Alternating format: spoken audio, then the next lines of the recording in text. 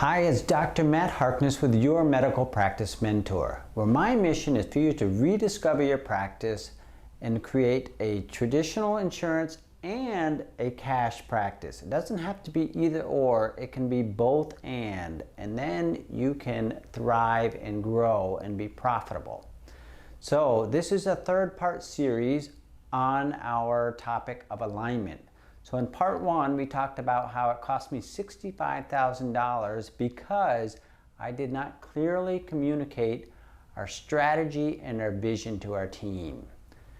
In the second part, we looked at how important it is to communicate clearly. Our words have to be concrete, specific, and we have to be clear. And this takes time, and as you get clear and concrete, both parties know exactly what you expect of them.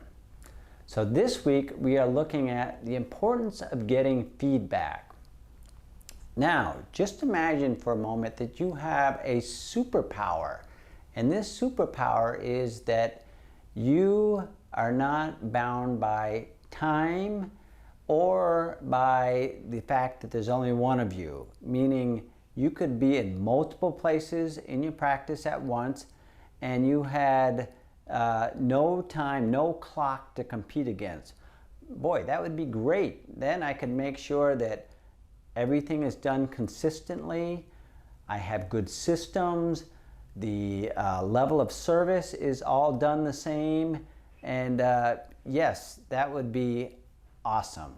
Well, truthfully, no, it would be terrible, because essentially it would be me cloning myself, and if there were a bunch of me's, it would not be good. So what we want to consider today is how important it is to get feedback. Remember, we talked about to have shared understanding, we need both input, that is you, the leader, communicating values, strategy, and vision, but then we need feedback. And I must say, we are working on this in our practice. Getting feedback is not easy, and it must be an intentional process. So I will say that getting feedback is your superpower, because if you can get good feedback on a team of high trust, you can really, through your diverse team, give a phenomenal experience to your guests in each and every time. So there are 4 things you need to do or unlock to get adequate feedback and tap into this superpower. So the first thing you need to do is have clarity. So making sure that it is clear what is expected of your team and also what they expect of you.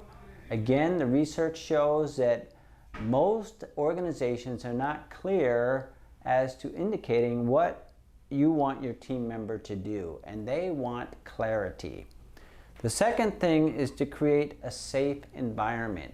So it must be a level of comfort and a level of permission that it's okay to challenge me as a leader.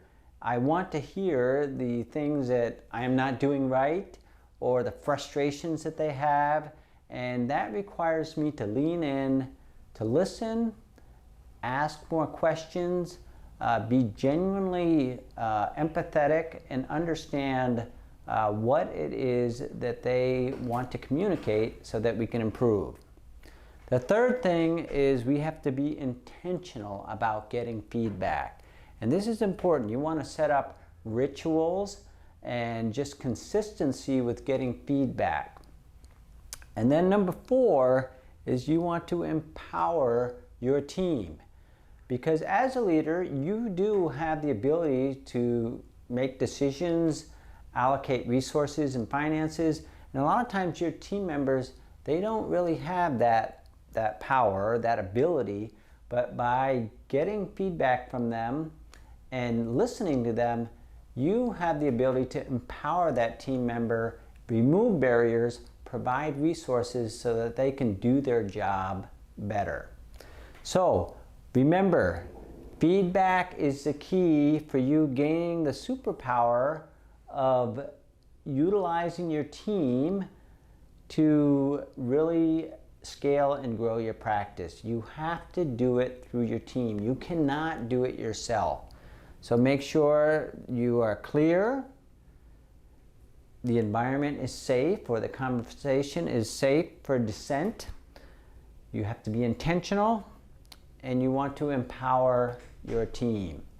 So I have included on here an example of getting feedback rituals, and be sure to give some comments about how you elicit good feedback.